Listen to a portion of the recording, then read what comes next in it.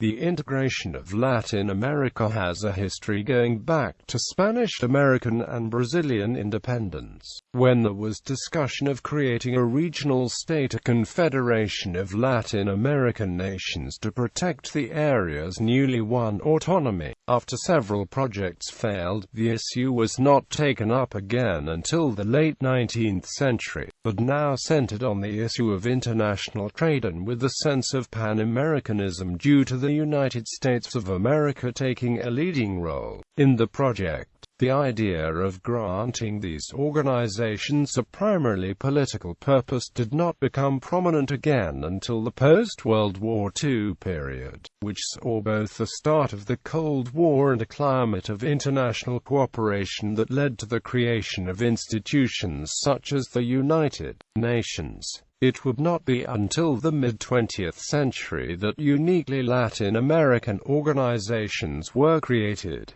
19th century precedents. At the end of the Wars of Independence, many new sovereign states emerged in the Americas from the former Spanish colonies. The South American independence leader Simon Bolivar envisioned various unions that would ensure the independence of Spanish America vis-a-vis the European powers, in particular Britain, and the expanding United States. Already in his 1815 Cartagena Manifesto, Bolivar advocated that the Spanish-American provinces should present a united front to the Spanish in order to prevent the being reconquered piecemeal, though he did not yet propose a political union of any kind. During the Wars of Independence, the fight against Spain was marked by only an incipient sense of nationalism. It was unclear what the new states that replaced the Spanish monarchy should be. Most of those who fought for independence identified with both the birth provinces and Spanish America as a whole, both of which they referred to as the patria, a term which incorporates meanings contained today in the English words fatherland and homeland. As Bolivar made advances against then royalist forces, he began to propose the creation of various large states and confederations,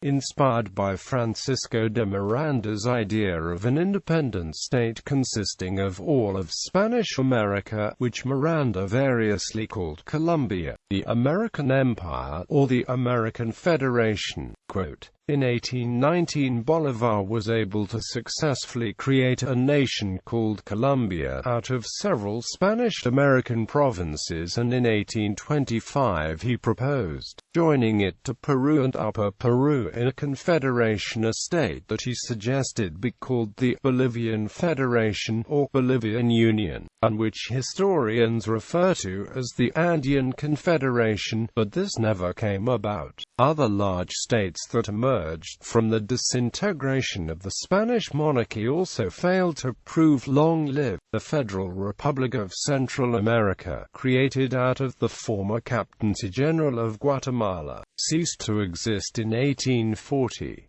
The United Provinces of South America was never viable and suffered from nearly constant civil war between its provinces, and the capital, Buenos Aires, Argentina, would not become united until the 1850s. The 1836 attempt to reunite the key regions of the former Viceroyalty of Peru in a Peru-Bolivian confederation fell apart after 3 years. Only Mexico, which consisted of the core areas of the Viceroyalty of New Spain, remained as a physically large state in Latin America. The other regional exception was the Empire of Brazil, from which Portugal essentially declared independence in 1820 by demanding the return of the Portuguese king and court from Rio de Janeiro. Bolivar also proposed a separate league of the newly independent Spanish-American republics, and to this end organized the Amphictyonic Congress of the Congress of Panama in 1826. Bolivar did not invite Brazil, since it was a monarchy and he saw it as a threat to the new republic's existence, nor did he invite the government at Buenos Aires, since the region lacked any real political unity to effectively be represented. Only after pressure was placed on him was the United States invited to the Congress, but one representative died en route and the other arrived after deliberations were concluded. Britain was present only as an observer. The Congress did draft a Treaty of Union, League, and Perpetual Confederation, a pact of mutual defense and commerce, but only Gran Colombia ratified it. Gran Colombia itself fell apart in 1830. Because of these failed projects, Latin American politicians often speak of regional integration as Bolivar's dream. 63 years after the Amphictyonic Congress, a secretariat, the Commercial Bureau of the American Republics, was created by 18 American nations in 1889 at the First Pan-American Conference to promote trade in the Western Hemisphere. The Commercial Bureau began functioning on April 14, 1890. The Bureau was renamed the International Commercial Bureau at the Second International Conference of 1901–1902. At the Fourth Pan-American Conference in 1910, the name of the organization was changed to the Union of American Republics and the International Commercial Bureau became the Pan-American Union. 20th century. The experience of World War II convinced hemispheric governments that unilateral action by one nation could not ensure the territorial integrity of the American nations in the event of extracontinental aggression, in particular Soviet or communist incursions. To meet the challenges of global conflict in the Cold War period and to contain conflicts within the hemisphere, they adopted a system of collective security, the Inter-American Treaty of Reciprocal Assistance, popularly known as the Rio Treaty. In 1947, the following year, at the 9th International Conference of American States, headed by U.S. Secretary of State George Marshall, 21 member states pledged to fight communism in the Americas, and transformed the Pan-American Union into the Organization of American States. The transition from the Pan-American Union to OAS was smooth. The Director General of the Pan-American Union, Alberto Lleras Camargo, became the OAS's first Secretary General and the organization began functioning in December 1951. By the late 20th century, many Latin American leaders saw a need for an alternative organization that was not dominated by the United States. The experience of dealing with the 1970s and 1980s communist insurgencies in Central America through the creation of the Contadora Group, which did not include the United States, inspired the creation of the Rio Group in 1986.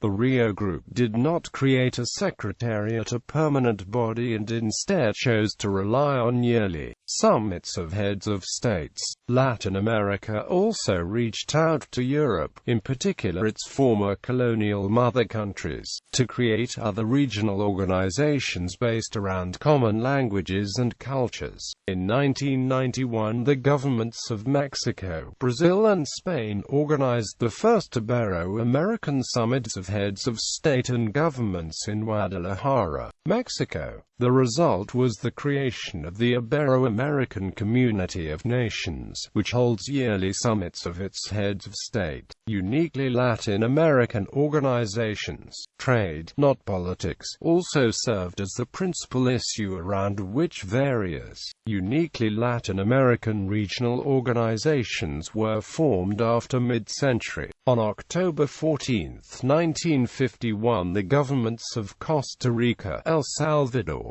Guatemala, Honduras, and Nicaragua signed a new treaty creating the Organization of Central American States to promote regional cooperation, integration and unity in Central America. This led to the creation of the Central American Common Market, the Central American Bank for Economic Integration, and the Secretariat for Central American economic integration 9 years later on December 13, 1960. Other regional trade blocs were also established in this period. The Latin American Free Trade Association was formed by the 1960 Treaty of Montevideo, which was signed by Argentina, Brazil, Chile, Mexico, Paraguay, Peru, and Uruguay.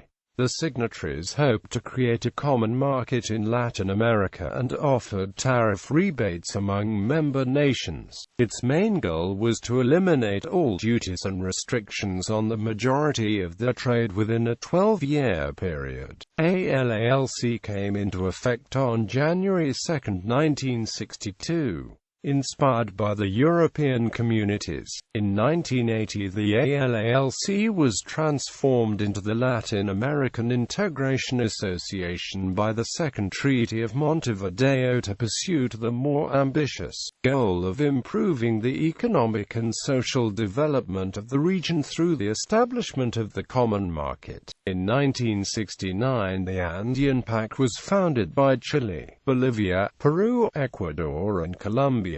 In 1973, the pact gained its sixth member, Venezuela. In 1976, however, its membership was again reduced to 5 when Chile withdrew. Venezuela announced its withdrawal in 2006, reducing the Andean community to 4 member states. The name of the organization was changed to the Andean Community of Nations in 1996.